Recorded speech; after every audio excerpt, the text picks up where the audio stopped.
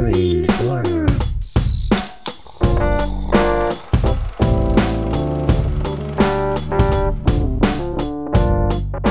Hello and welcome to Screen Slurps, the movie review podcast where we discuss everything that is good, that is bad, and that is savage in the world of cinema. I'm Adam Meisner, and all the cool boys make some noise because I'm sitting here with Laura Herlocker, my one and only, and Laura, make some noise. Even though you're not a cool boy, you're a cool girl. I'm a cool girl.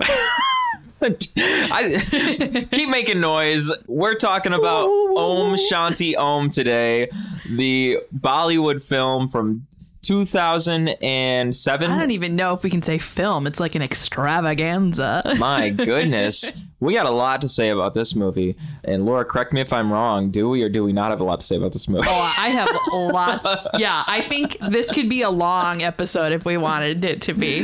Like, this movie, there's just so much. I kid you not. There is quite a bit to say about this movie. And I say that in the best possible way. This movie blew my mind. And it blew Laura's mind. And Bollywood lovers unite, because this movie is just so I don't even have words, right, to like describe it. Just everyone go watch it. Yeah. Go watch it and then come back and listen to this episode. Please do. But before we get into all of the things we're going to say about Om Shanti Om, let's get into some of the side slurps we have from this past week. That's right. Ladies and gentlemen, the side slurps. What we mean by side slurps, if this is your first time listening, is what we've been doing this past week other than watching Om Shanti Om. It could have been seeing a different movie. It could have been watching a television show. It could have been building a skyscraper in our backyard. Who knows? We do some crazy things sometimes. Laura, what are some of the side slurps that you've been doing this past week? All right, let's get to it. I actually read 2 books this last week. I was doing really good. So the first one is The Body in the Library by my absolute favorite, Agatha Christie. It's just, if you read any of her books, you know, they're all very similar. They're just like classic murder mysteries. This one, though, was around her character, Miss Marple, which I've actually never read a Miss Marple one before. So it was really great to see something a little new. Usually I read like the Poirot novels. So it was good. A good classic murder mystery. The other one I read is While We Were Dating by Jasmine Guillory. It's this really great rom-com. Main characters are African-American, which I don't, you know, as the world all knows, a lot of stuff we read is based on white characters. So it was really great to read something a little different. The main woman in the book also is like a curvy woman, a plus size actress. So lots of like diversity going on in that book, which was great to read something new. That is great. Yeah. It's nice to like feel like you can relate, you know, to characters. Like, you know, I'm a curvy girl, right? So it's nice to see like a rom-com where the main protagonist is also, you know, the same body shape as you, will say. The only other thing I was going to mention, I did have this Saturday. I hung out with one of my really good friends here in the city. We went to the Banksy exhibit downtown, which was a little underwhelming. It wasn't great. It's just a bunch of Banksy prints slapped on a wall. So, I mean, dang. We both agreed it just needed to be curated a little more. There wasn't a lot of like extra information. It was really just like the prints on a wall. It didn't even say like what the materials were, right? Most museums you go to, the title cards will say like acrylic on canvas or something. Yeah, like, you would think they'd give you a little bit more of a literally description. It was just the name and the year. Like there is no, it didn't place it in context, which is kind of what I was hoping for. So it was okay. I mean, it was cool to look at, but overall I was not that impressed. But afterwards we went back to her place. We got some really good Italian food and watched The Birdcage with Robin Williams, Nathan Lane, Gene Hackman's also in it. Such a good movie. Like, I can't believe I've never watched it before. It's just this really happy movie about these 2 gay men who have to pretend to be straight when they meet their son's future in-laws. So it's good. It's a nice fun movie to watch if you have, you know, you just want to put something on that'll make you happy. That's great. I actually haven't seen The Birdcage all the way through yet. I'm well aware of the movie. I think I've seen parts of The Birdcage. You and I will have to put it on. I really really night. need to just sit down and watch the thing Hank all the way Azaria through. is also in it, and he steals the show. Like, his characters, everyone's funny. Robin Williams, Nathan Lane, everyone's great. But, like, Hank Azaria specifically is so funny in that movie also. Man. So we'll put it on one night this week, maybe, if you watch it. That's it for me, though. What about you, Adam? What were you doing this past week? Well, the things that are standing out to me, I believe it was actually last night you had put on Mamma Mia, and that's the first time I've seen that movie, even to my surprise, because I do really enjoy the music of ABBA. And I think what put me away from watching the movie Mamma Mia when it first came out was just the horrible reviews that I was seeing for the movie. And it's not even like I don't enjoy musical films, because I do enjoy movies that are based upon musicals and that include a lot of music. As listeners, as you will be soon aware as we talk about Om Shanti Om. Definitely musical. But with Mamma Mia, I just didn't watch it before just because all of the critics were saying it was not a good movie. But when I watched it last night, I thought it was pretty good. Yeah. I thought it was actually a pretty fun movie to watch. That's the thing. It's one of those movies where, like, critically, obviously, it's not winning awards, right? It's not a critically acclaimed, like, drama. But for just as something to watch that's fun, like, I like to call them romps. You know, it's just a fun romp. Like, you just put it on and you enjoy yourself. Plus, who doesn't enjoy watching Meryl Streep and Pierce Brosnan and all of the other actors, Stellan Skarsgård, just goof around? It's funny. It's funny to just watch them. Yeah, it's funny to just watch them goof around in a movie, and especially to the music of ABBA. Yeah, I was to say, ABBA is like one of the best bands ever. So the music is, already that's going to be good.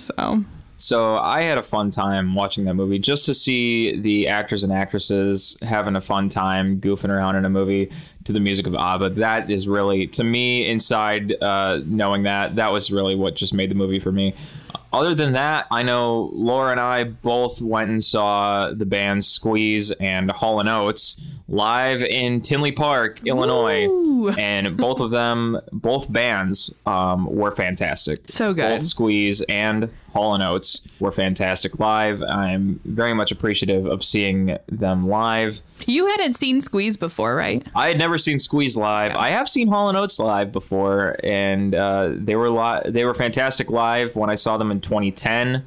They're fantastic live now in 2021, 11 years later. Yeah. So and they're old, they're older now, but they have some spunk in them. Yeah, they are in their 70s now, and they still sound fantastic. It is incredible. It's very impressive. I am just blown away. It's just fantastic. I'm so glad I got to see them live. And other than that, I got a new car. It's been an incredible past week. So those are some of the big things for me. That's what's going on right now. Also, P.S. I'm still watching Ink Master. It's just not going to die, guys. We've got lots of seasons to go. Actually, I don't know how many more we still have. I think it's a very few. We just finished season 8. There's probably only like 11. Yeah. Uh-oh. What are we going to do when we finish? I think we're running out. What are we going to do?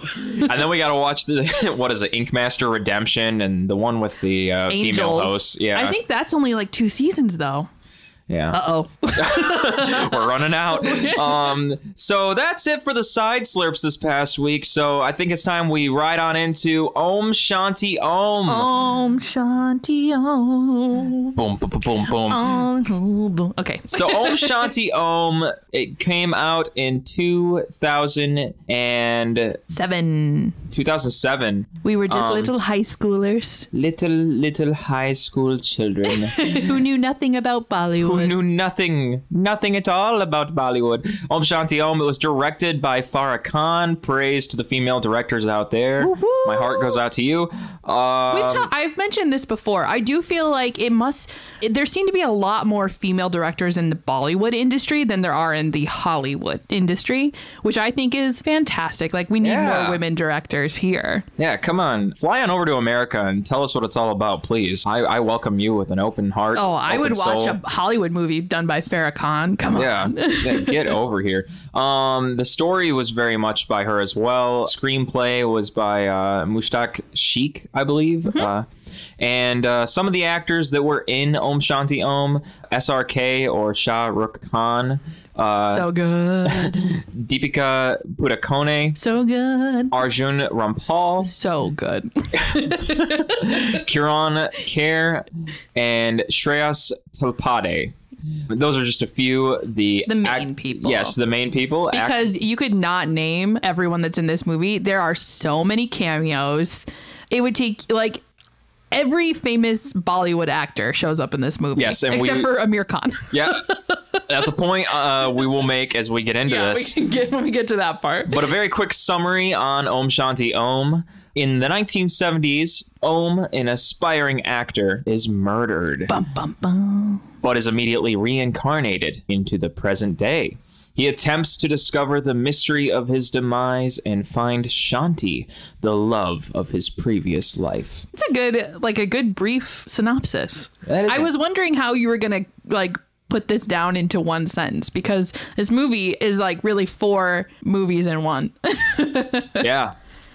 Yes, so that is a good synopsis of Om Shanti Om. One review I was looking through, they also kind of referred to it as Once Upon a Time in Bollywood, which I think is also a good, quick catchphrase for this movie. Yes, so I guess my first look at this movie, as the movie opens up, the introduction in the movie, it starts off by saying, 30 years ago. That's the very beginning of the movie. Now 50. Yeah, when we're watching it. 50 Can you years imagine? Ago. God. Yeah, in 2007, it was saying 30 years ago because it's talking about the 1970s. So yeah, now it is 50 years ago. But point being, it's saying 30 years ago in the 1970s. And of course, the look of everything is also the look of the 1970s and the times of disco and the look of the as I was saying, the look of the 1970s. And it is very, very, as I like to say, very cool. Yeah. It is great. Sorry to cut you off. No, you're great. I was wondering, it's so interesting. So the 70s, we have this perception of what the 70s was in the US, right? And watching this movie, it seemed like it was very similar in India, which I wouldn't have expected. But the clothes that people were wearing seemed very similar to what I would, what we perceive as being 70s attire here in the US, like the bright colors and the flared jeans. And while watching it, I was like, is this a very Americanized depiction of 70s in India? Or is this they actually did have this also kind of revolution in the 70s in India? And I'm not entirely sure, because I was thinking the exact same thing. The movie set that Om is working on as a supporting actor in this flashback scenario in the 1970s, what this set looks like, it looks like it could have been like a game show from that time in America. It looks like it could have been a television series from the 1970s in America. And it looks like it could have been a music video or something. I'm guessing that must have also been how it was in India in the 70s. Because it had to. Farah Khan seems to be very appreciative of Bollywood in India. And I don't think she would make something up. I feel like she tried to stay pretty true to what it is or what it was there. So yeah, they must have just had a very similar aesthetic going on, which was beautiful. The costuming was amazing in this first part. And very much so as the movie progresses, and as you research what this movie was doing with later scenes, they were very much playing sort of an homage to classic Bollywood films. So I think that 1970s scene was an homage to what Bollywood was in the 1970s. Yeah, I would agree. And I think a great way to kind of prove that point, right, is just even talking about how Farah Khan created or conceived this project, right? So she was in London working on Bombay Dreams, which is a musical by Andrew Lloyd Webber. And, while she was working as the choreographer for it, and while working, she just felt like it was a really cliched, overdone version of the Bollywood industry. So while while she's working on that, she had the idea for Om Shanti Om. And she wanted to be like you said, a true homage to what the industry was. So I do think that kind of proves our point that we're saying, like, this is what it was like then, because she wanted to be true to, you know, their history.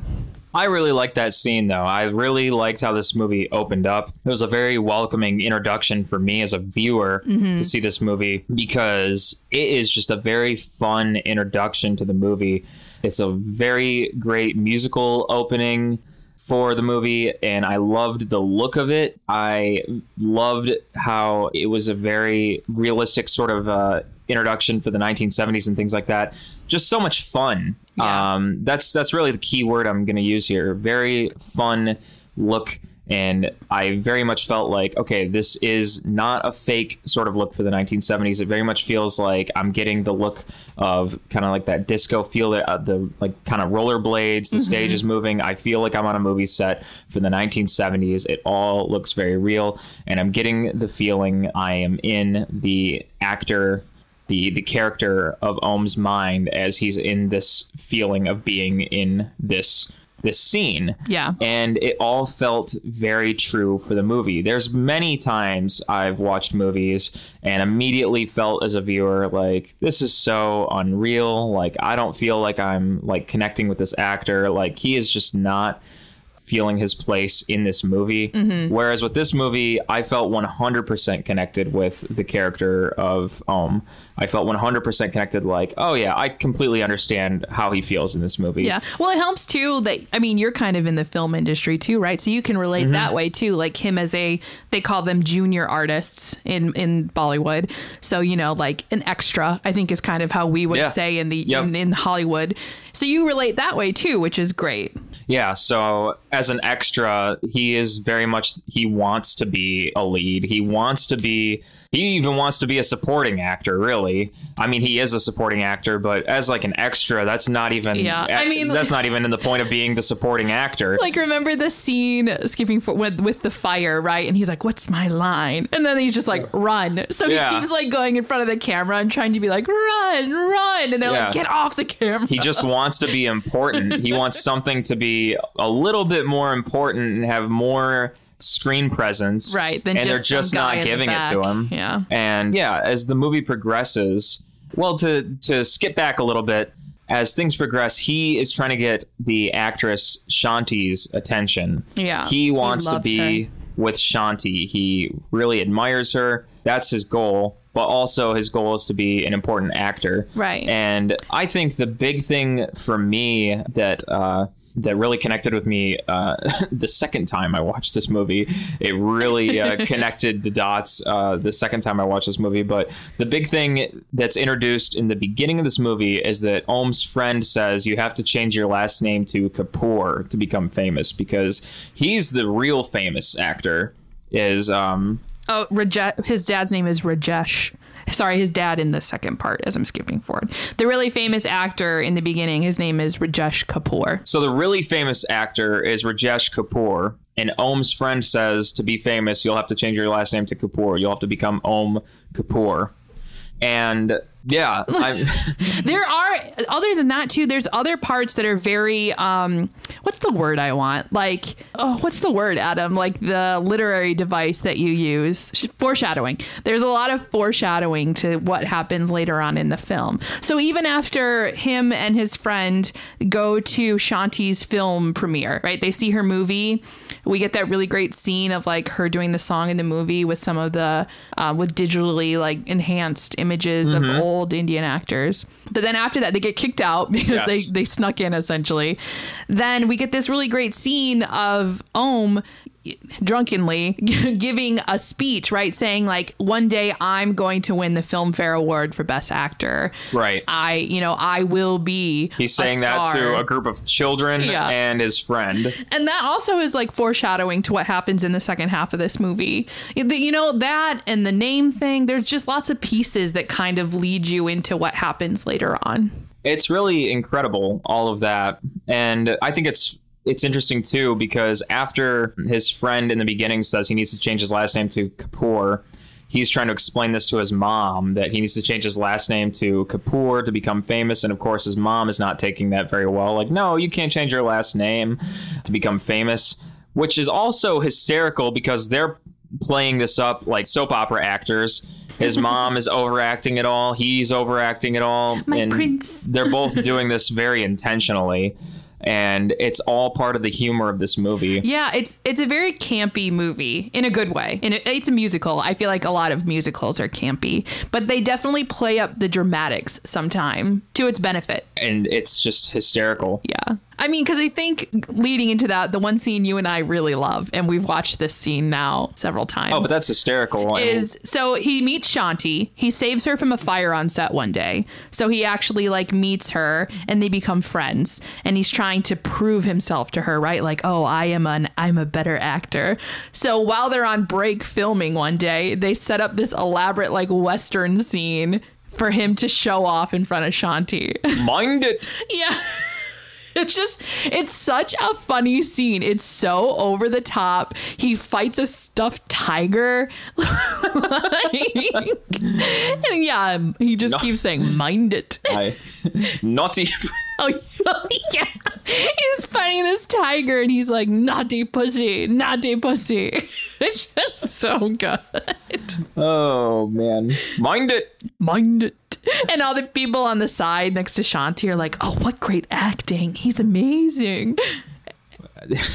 What an acting. What an acting. I think that's a failure in translation of subtitles. But nah, I'm sure in Hindi they don't actually say what an acting. That's a subtitle problem, but it does make it a little funnier for us watching. But it's a hilarious scene. That scene is hysterical. So good. As things progress, Shanti is a wonderful friend to Om. Om thinks it's going to progress into something more. Yeah, he has that really great line where he says, like, I have found you and I have lost myself, which I thought was so romantic. Like, he just loves her so much. Yeah, until he realizes that Shanti is supposed to be getting married to the producer of the films that he acts in. So this then is like, I kind of maybe briefly, Adam and I have talked about this. I kind of think of this movie in 4 parts, and each part is like its own genre. So what we've been talking about, part 1, is what I see as like a rom-com. It's very much boy loves girl. They get to know each other, you know, all that good stuff. And then now we're going into part 2, which becomes this like dark drama. Shit gets dark. I mean, we're going to start talking about it now. There's a lot of heavy stuff going on here. So Shanti talks to the producer, Mukesh, and he goes by Mike later, but that is true. But Mukesh, very interesting that he goes by Mike. Well, when he went to Hollywood, I guess, yes, you know, he that would make sense. An Americanized name, but while he's still in Bollywood. So Shanti is talking to Mukesh. Shanti explains that she is supposed to be getting married to Mukesh. No, they are married. Oh, okay, yes. They'd been married like 2 years, I think she said. Oh, yes. In secret. So Shanti is talking to Mukesh, and she explains that she and Mukesh are married. However, Mukesh will not admit that he is married to Shanti because it will make... if he admits that they are married, then they will not profit. They will not get the... Yeah, he's saying, like, if the world knows Shanti's married, she won't make as much money. Because it's right. The idea of her being single and, like, men fawning over her thinking they still have a chance, right? Exactly. To be with her. Whereas if they realize she's married, her movies, he's arguing, aren't going to do as well. Which I think is baloney, but whatever. And then Shanti follows that by saying, also, I'm pregnant. So you're going to have to say something soon. Yeah, and they're trying to make this big, grand movie, right? Which is called Om Shanti Om, as the movie is called that we're watching. And so... Mukesh, you know, at first is like, we can't say anything about being married because we need the money. We need to make this movie. It's going to be big for us. But then once she says she's pregnant, he is like, well, he changes, right? And instantly he seems like he's happy. we'll tell the world, screw the movie. Exactly. Let's be together. And Om overhears this whole conversation. So he's heartbroken then, right? He realizes the woman that he loves is already married. And we get a very sad scene of B-roll of Om going around and being very sad. I mean, I feel the same way. I think anyone would feel the same way. The woman or the person you love, you realize you can't have. It's gotta be tough. Yeah, I'd be very sad. Yeah. Especially after that spaghetti western I just worked on, Mind it. Not it, pussy. But God dang it. Sorry. So Om is very sad and he goes about his ways, but he still kind of keeps his eye on Shanti and Mukesh. Yeah. And he notices the two of them going into this giant set later on in the film. Mukesh is explaining to Shanti that he's got this grand scheme of things to announce that they're married and that Shanti is going to have a child, and it's going to be this elaborate scheme. There's going to be a fountain of champagne instead of water and this giant chandelier. Right. Essentially a big party to announce their marriage. And then they're going to tear it down because they're in the set for Om Shanti Om, the movie they're going to be making. And then Mukesh also explains that he's psychotic and crazy and that actually it's all a big scheme of his that... pretty much everything he just explained was a lie. He's tricking her. A lie. And actually, instead of all of that, he's just Shanti's just a hassle and he's going to light the entire place on fire instead. So essentially, he's like, this is his thinking, right? He's like, oh, I want to be a great producer. So I'm going to burn my pregnant wife to death and walk away and just move on with my life. Yeah, he doesn't say that literally, though. I mean, that would be a little too rude. Pretty much, though. He's like, he might as well have to die. So, and he sets the building on fire, so he did. Yeah, he might as well have said that, but my gosh. And so yeah, he sets the building on fire, locks Shanti inside, and walks away. And then he tells two of his security people outside, make sure she doesn't get out. So, yeah, essentially. To which me as a viewer watching this movie, I'm thinking to myself, like, what in the hell is wrong with this man? He's like I said earlier, Arjune Rampal, though, he plays a villain so well. Yeah. Like that scene where he turns on her and just like walks away. I have to remember, like, this is acting. This is not a real man. This is a movie this is acting. He's so good. I don't think we've watched anything else with him in it. I don't think he's been in any of the other Bollywoods we've watched, but I definitely think we need to look at one where he's like the leading. We'll have to watch because he's a great actor. Yeah, but he is crazy. And we also have to remember when we're watching this movie that let's not forget about Om because he is witnessing this. He is by that set and he realizes after he kind of sees Mukesh leave, he catches sight of smoke and things like that. He's kind of like, wait, something's going on here. And he runs over there and sees that the door is locked. He sees Shanti freaking out. And at first, he just thought that Mukesh and Shanti are going to be having the time of their life in that set. But he realizes seeing Shanti pounding on the door and smoke and things like that. He's like, no, there is another fire happening. He already saved Shanti from a fire once. Now he has to save her from another fire. And he tries. He gets beat up by goons, but he doesn't give up. He breaks into the building, but unfortunately, there's a big explosion, right? Yes. He's thrown from the building and then hit by a car. And dies, unfortunately. He's hit by Rajesh Kapoor. Yeah, he's hit by Rajesh Kapoor. On the way to the hospital because his wife is having a baby. Yes. Rajesh Kapoor's wife is having a baby. Yes. And while she's in the car having a baby, basically, Rajesh Kapoor hits Om.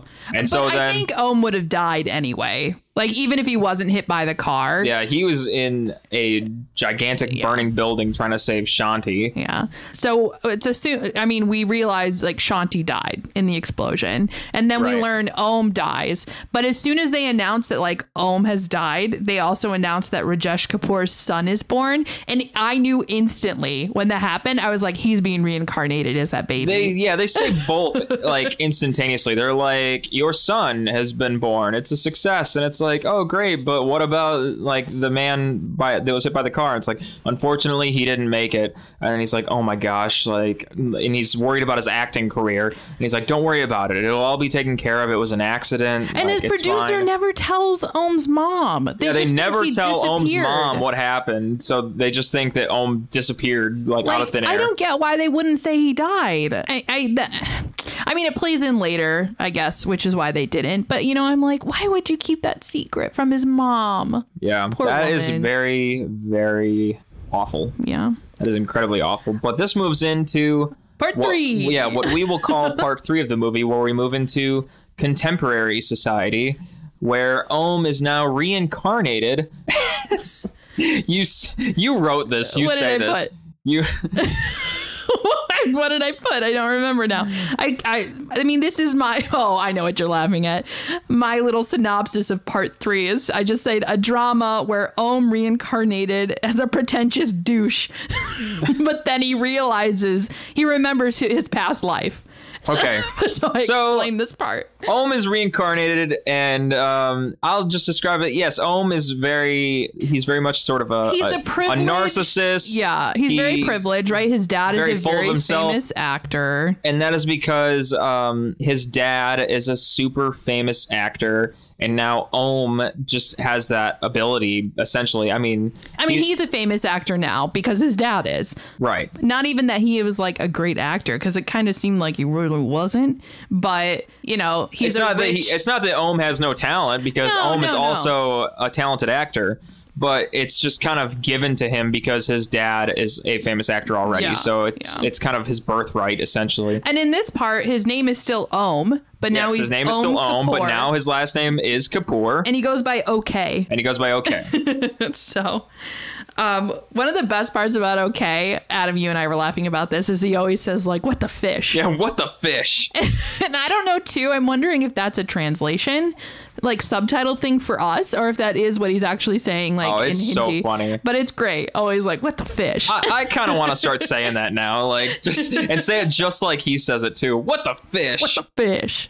And yeah, you kind of see, you realize that it's Om reincarnated because, one, they look the same. It's the same actor. They look exactly the same. But two, OK has like a huge fear of fire. And you realize that's because in his previous life, he died in a fire. Exactly. Yeah. The biggest part of the third part of the movie is we see OK slowly remembering his past life. So, you know, there's a fire on set and he starts getting flashbacks to his previous life. And then, you know, he sees certain things and it reminds him. Or like Om's mother shows up on set and is like, you're my son, you know, because he looks exactly like her son that went missing. Well, and the producers are trying to tell OK that she's just some crazy woman who keeps showing up. And he's like, what is this? Why does she keep thinking I'm her son? And then he's finally starting to realize, oh, that's actually my mom. Yeah. She is my real mom.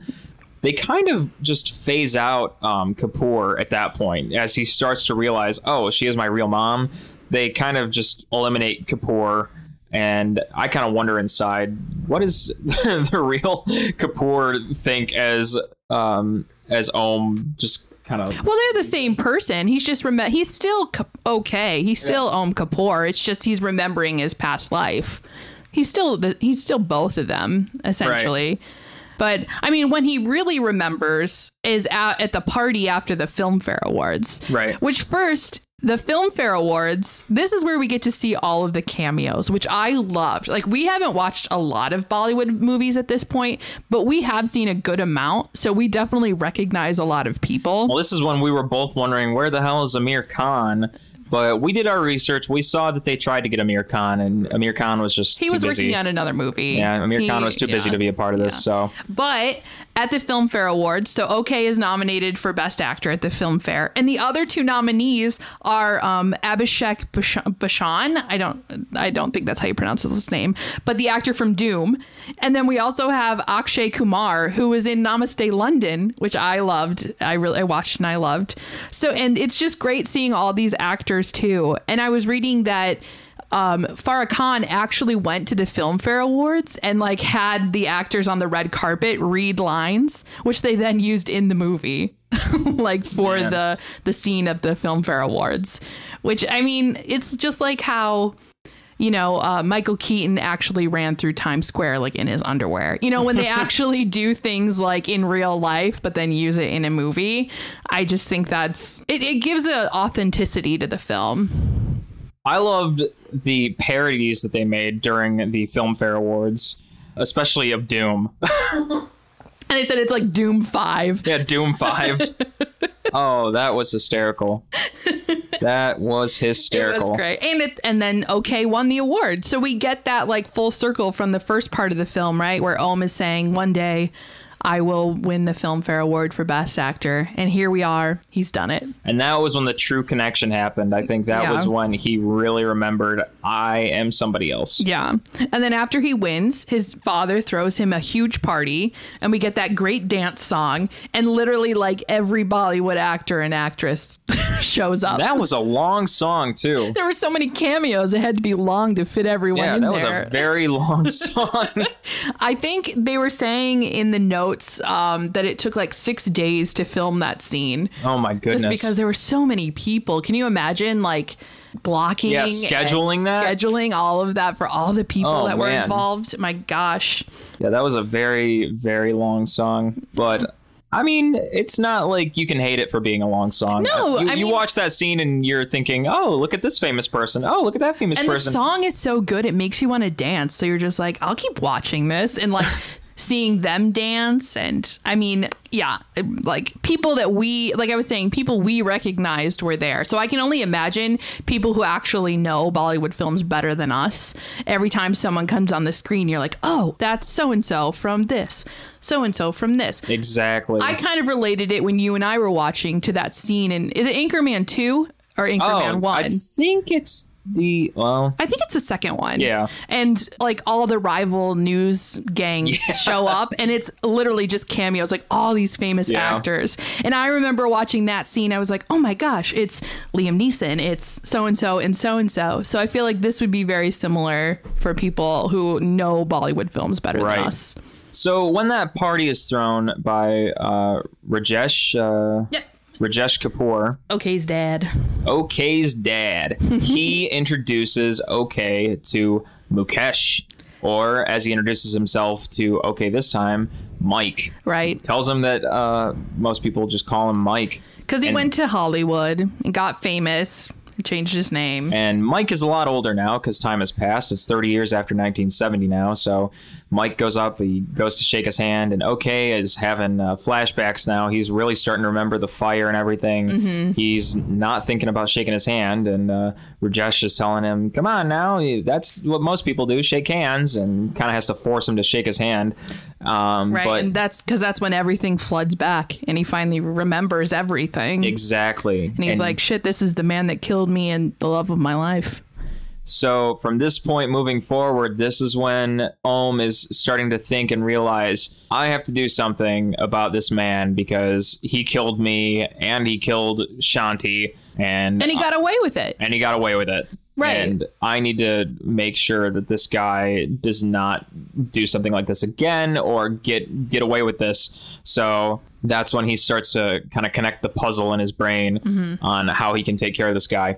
So moving forward from that, I think this is when he goes back to his original mother and is telling her, like, I remember now and I'm so sorry for, the different things that I thought. And his best friend. And he compliments his best friend and they have a nice little conversation and they start plotting how can they create a scenario to stop Mukesh. Essentially they want him to pay for what he did. Yeah. Like he can't get away with killing them both. They need to somehow get him to confess so that he can do the time. Right. Or how whatever happens in India and their by creating the real Om Shanti Om movie, a remake of Om Shanti Om. So OK, as a famous actor, meets with Mukesh and kind of convinces him to restart the movie Om Shanti Om. Like, this will be a great movie. It'll be a big blockbuster. Let's get it going again. 30 years later, but let's do it. Let's make this movie. I'll star, OK will star in it, and he'll find a leading actress. And in doing so, Mukesh actually agrees to it. Mm-hmm. And they have a nice little talk, and it sparks up like they're going to be friends. And so OK starts to look for an actress. All of the women who audition are all complete flops in auditioning. It's very funny to watch. And after they all audition, doesn't work out, there's one final woman who walks in at the end of the auditions.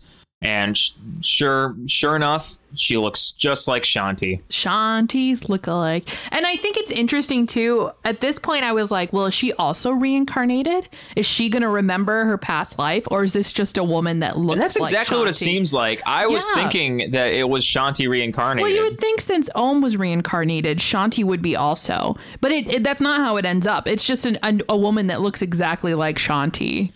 Yeah, I was pleasantly surprised that it wasn't a reincarnation. Yeah. I was thinking that like most movies what it would be. Yeah, like most movies would do. I was thinking, okay, it's a double reincarnation. That's how someone would write it, but that's not how they wrote this one. And then you wonder, like, why was Om reincarnated but Shanti wasn't? Like, how did you what? But essentially, no, she's just a Shanti lookalike. Yep.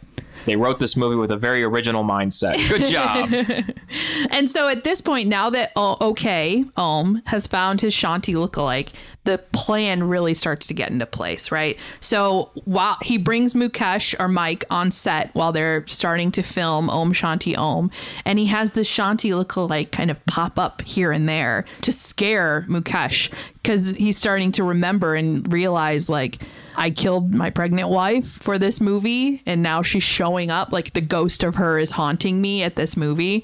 So there's like the great scene where they're watching dailies, right, at the end of the day, and they like rigged it so that Shanti shows up in some of the scenes, and Mukesh sees her and freaks out, and like Om is like, what are you talking about? There's no one there. Like, what do you mean? That was pretty funny. And he's like, what are you seeing? Like, I guess we'll play it again. And they play the reel again, and she's not in the reel. So they just do these little subtle things to like bring her to his, to let him see her. So he starts to panic and he really starts to break down. I mean, and then they actually bring him to the set, which is what was caught on fire, right? So they bring him to the buildings that he burned down where his wife did die. And he's like, why would you bring me here? And Om is just like, well, this is where we're going to shoot the movie, right? Like, this is where you were going to do it before. And they're having like the party for this movie that they're starting to film. Right. And does this huge elaborate musical number, very reminiscent of Moulin Rouge, which, it looked very Phantom of the Opera style, though. Look forward to next week's episode. But no, it's very Phantom of the Opera-y, which makes sense because Farah Khan wrote this while working for Andrew Lloyd Webber. So I guess I can see that now. She obviously had some. Yeah. Well, see, when Mukesh is walking around, it looks very Phantom of the Opera-y because it's Mukesh upstairs. It looks very much like Phantom of the Opera, where Mukesh is kind of looking, seeing Sandy. He's seeing things, and Shanti's kind of off in the distance, and it's got a very heavy Phantom of the Opera kind of vibe. Like, definitely. Oh, is she over there? Is she over here? Is she there? And then there's a scene where Shanti gets caught on the side and her arm gets cut and you can see blood. And that's immediately where Mukesh is realizing this can't be a ghost because ghosts don't bleed. Mm-hmm. But like while this is going on, while he's watching her, Om is doing this elaborate musical number where he explains everything that happened. So he's saying, there was this man and he loved his wife. Like, he's explaining the entire backstory, and he's like, but through he music. killed her. He killed his wife, and another man was there and saw it, and he died too. That's a great song too. I absolutely love this song because it's like, thank you for explaining the entire movie over music because it's great. Well, that's why I said it's very Moulin Rouge. So they're at the end of Moulin Rouge, they do a musical production of the movie. It's very, it's very Moulin Rouge, which we'll see later. But so Om explains everything. And so Mukesh is like, shit, he knows. Somehow he knows, right, what I did. But then he's also like, but this isn't the real Shanti. It's someone, a lookalike. But even still, there's like these supernatural things that keep happening. Like they tried to set a picture on fire, right? But the wiring came undone, but somehow the fire still starts. Exactly. And then at the end of the song, when Mukesh is freaking out, suddenly the chandelier falls on him and knocks him out. Well, that happens after. That's what I'm saying, at the end of the song. As soon as the song ends, the chandelier falls, Mukesh is knocked out, everyone leaves. And then he wakes up and it's just him and Om in the building. And this is when Om is like, he reveals, I'm the man you killed, right? This is how I know everything. I've been reincarnated, but I was that man. And I saw you kill Shanti. I know you did this, so you need to confess to it. Clarifying it like he's like James Bond or something. I am like he's Heisenberg from Breaking Bad. I am the one who knocks. I am him. But for real, he's explaining that he is reincarnated. He was killed before by Mukesh, and now he is back as Om Kapoor, essentially. Without going into too much detail, he explains that, yes, he died from Mukesh before, and he saw everything happen when he killed Shanti the first time. But Mukesh is like, that's not the real Shanti. I'm not going to confess. You have nothing on me, right? Like, the court's not going to believe that you're reincarnated. And they never found Shanti's body. So you have no proof that I killed her. And here is the real icing on the cake, is that Om's standing there, mouth agape, thinking, well, crap. What am I going to do? Yeah, like, a court is really not going to believe that I am a reincarnation. He does make a valid point. And then out of the blue, a Shanti shows up at the top of the staircase, and Om is trying to say, no, Sandy, don't come down here, which is the actress's name. Right. He's like, he knows everything. Like, we need to give up this ruse. Yeah, Sandy, get out of here. Like, he doesn't believe any of this. Like, you need to leave. He's going to kill you. And the Shanti keeps coming down here, like, explaining that... What is a good way to explain that? Well, so she pretty much is proving that she's Shanti. Well, she's saying things that Om didn't even know. So he's like, how does Sandy know this? Because she's saying, like, you killed me. And you buried me underneath the chandelier. So she's saying after the fire, she was still alive. And then Mukesh came back and found her still alive and buried her alive, essentially. So the fire didn't kill her, but he killed her by burying her alive. And she's saying, my body is right there under you, like under where this chandelier is. And this is then when Mukesh is like, how does this woman know this? No one saw me, right? And even Om too is like, how does Sandy know these things? Like, I didn't even know this. And so we're starting to realize, like, shit, this is the ghost of Shanti. Yeah. Like, she somehow came back and we learn everything. Like, she was buried alive, which is so horrible. And then Mukesh whips out a gun. And then Mukesh is ready to shoot somebody. Yeah, him and Om fight, you know? And then Om is about ready to shoot Mukesh because he happens to knock the pistol out of Mukesh's hand. He gets the gun. He's going to shoot Mukesh. But the ghost of Shanti tells Om, no, you do not need to shoot him.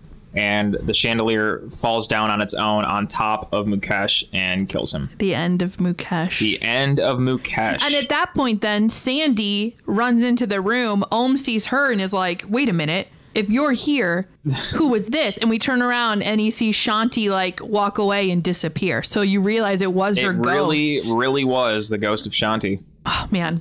Dun, dun, dun. The end of this movie is just, it's probably, I love the first part too, because that's like happy and fun. But the ending, just with the musical number and like the whole conclusion there, so it's just so good. And me seeing that though, I was thinking, what is his relationship then with Sandy? Is it just kind of like, well, thanks, friend? And that's pretty much what it was. It was really thank you. It seemed like at the end maybe they could have a relationship. Like he was hugging her. I don't feel like he would. I think he just loves Shanti much. I think he just loved Shanti. And I think Sandy, she was just kind of like, I really wanted to help. I'm sorry. Yeah, like and maybe he was hoping it was her reincarnated, but we learn it's not. Yeah, so. And he's like, well, thank you for your effort, and have a good day, Sandy. Yeah, I do. There was one really funny line when he's like talking with Mukesh, where he like quotes "Gone with the Wind." You remember that part? And he's like, frankly, my dear, I don't give a damn. So fish it. I just thought it was so good. Oh, man. There are so many funny lines in this movie and so many funny actions in this movie, too, especially when they're in the 70s and Om and his friend in their aspiration to become famous actors, they'll just, flip their hair or something. Yeah.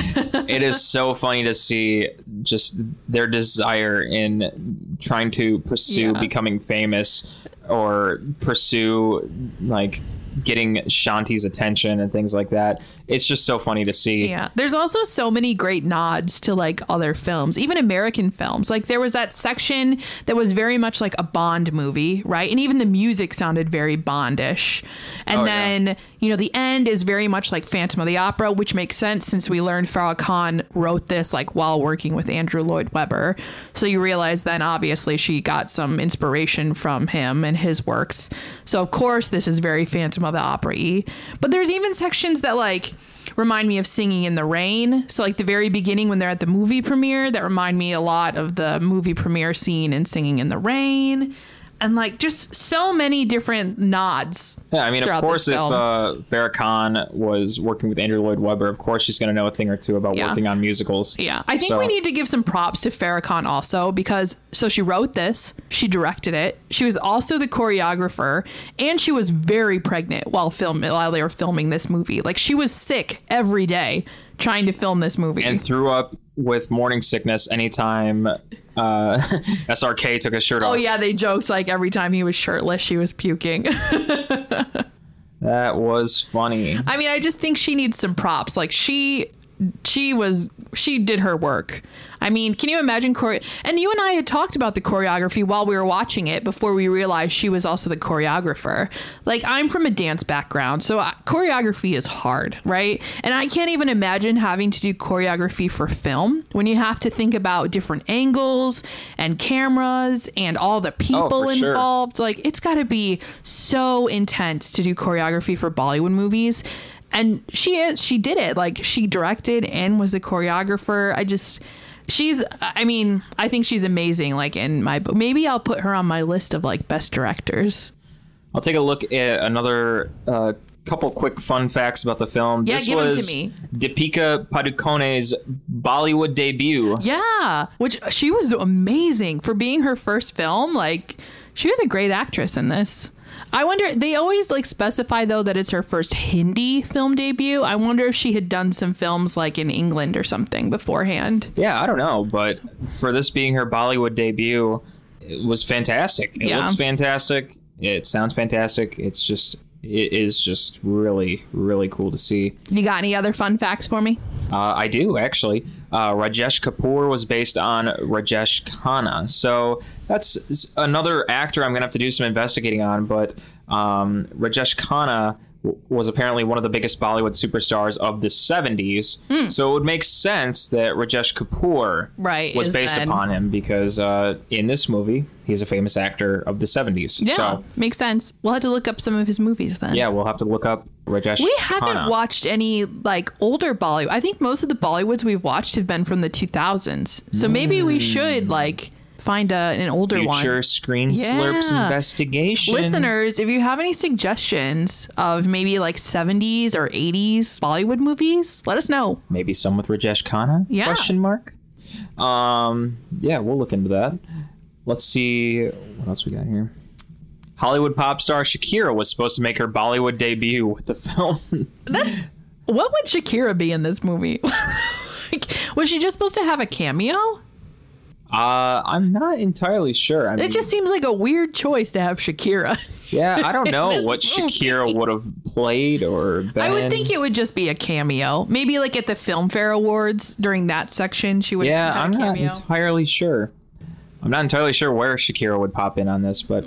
And also, Vivek Oberoi was the first choice for the film's villain. Again, I'm not entirely sure what other movies in Bollywood he was a part of. Yeah, we need to get a little... Our knowledge isn't that extensive. I've got to educate myself a little bit more on the Bollywood actors and actresses. However, I will do that after this. And it interests me because I think that the current actor who played the villain, Arjune Rampal. Yep.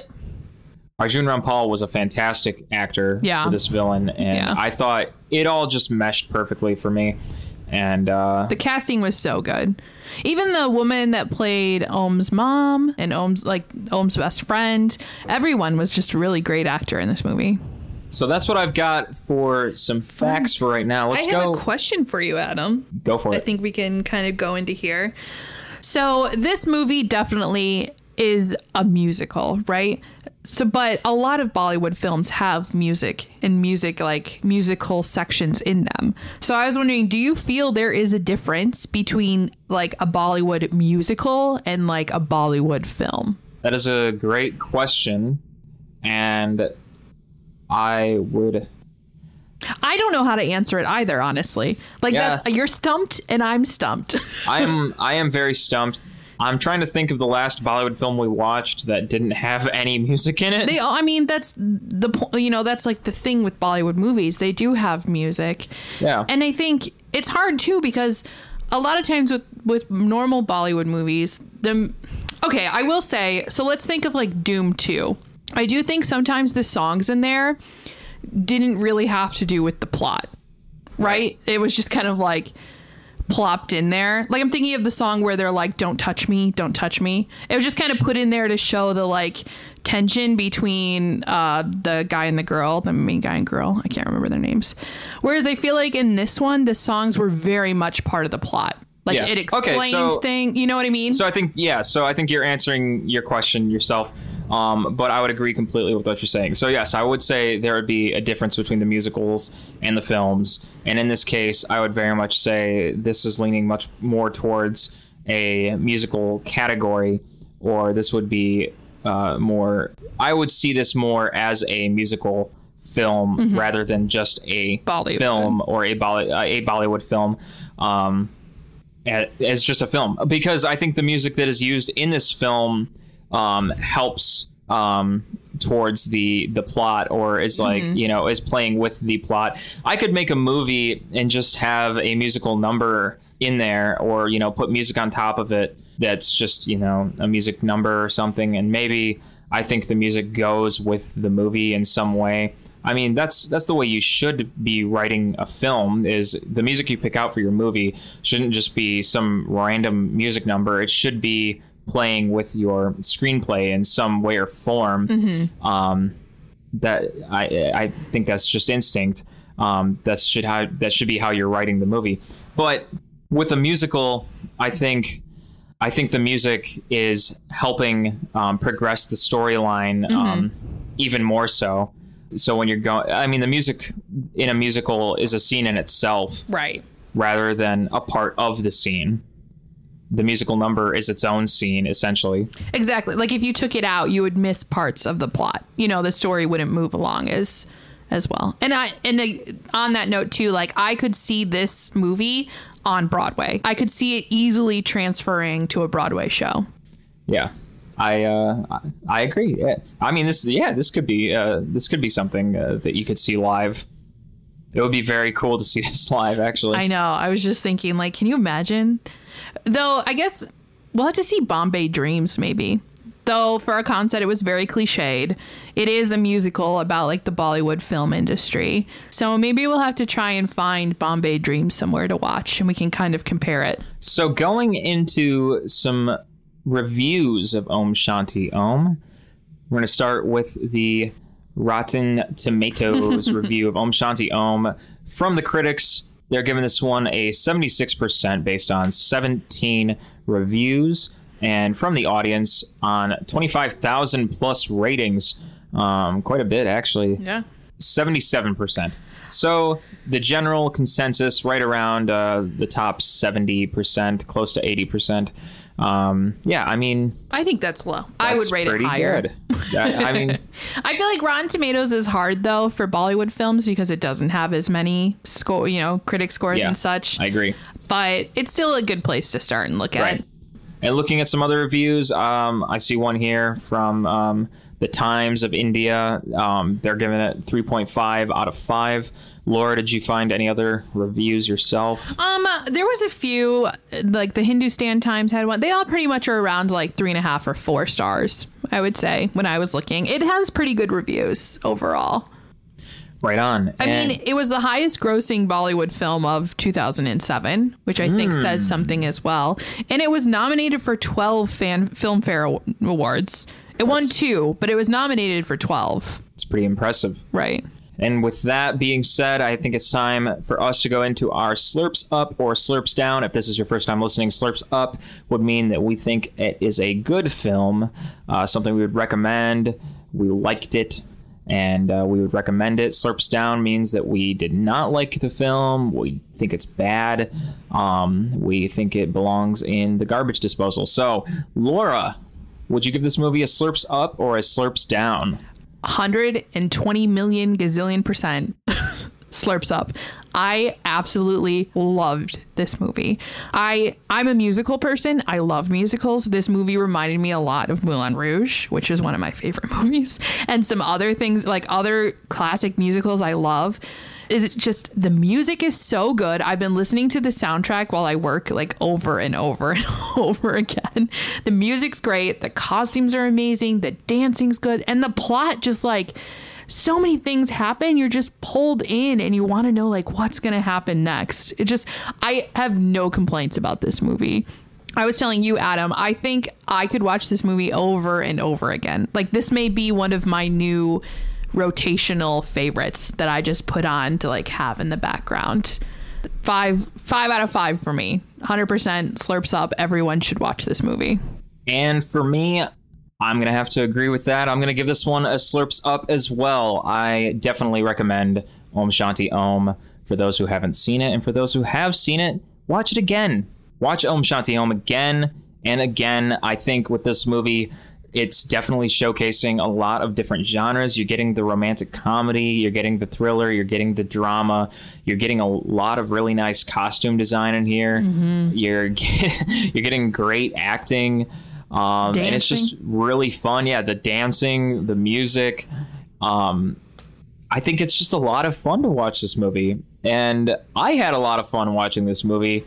And I could listen to the soundtrack over and over again because it's just a lot of fun. And especially with the dialogue in this movie, I think with the screenwriting for this movie, I've got the lines going over in my head, especially with what Laura and I had mentioned from earlier between what the fish and some of the other stuff. It just sticks. Oh, that reminds me too. I just closed it. There was one line also from the movie that I thought, sorry to cut in on your final slurps, but there was one line where like it said, in the end, everything will be okay. And if it's not okay right now, then it's not the end. I just feel like that's such a great like motto to have in life also, you know, and like, just as you're talking about screenwriting, that's something that really stuck out to me. So overall, if it's not apparent, let it be known that I and Laura both recommend Om Shanti Om. Definitely slurps up. And you kind of did like a rhyme there. Let it be known. Om Shanti Om. All right. So with that being said, Laura, where can we catch you on the interwebs? You can find me on TikTok at ArtieLu, ARTIELU. I do some book talk content on there. Or you can find me on Instagram if you want to look at pictures of my cats and Adam and I and food. You can find me there at LHERLOCHER. And you can find me on Instagram, Twitter, and SoundCloud at Adam Meisner. I record music, I record original songs and cover songs. I record whatever you want. You just let me know what you want to hear and I will put it up there. And that wraps it up for this episode of Screen Slurps. Be sure to follow us on social media at Screen Slurps on Instagram, Twitter, Facebook, and TikTok. And be sure to listen to us on Spotify, Ghana, or just about any other podcast streaming service out there. And if you enjoy what you hear, slide on over to Apple Podcasts and give us a 5-star rating. It will help us a lot. And And if there's any crazy movies you want to hear about, let us know. Leave a comment on one of our social media pages, and trust me when I say we will be sure to talk about it. So, closing out, I'm Adam Meisner. And I'm Laura Herlocker. Slurps up, and we will catch you later.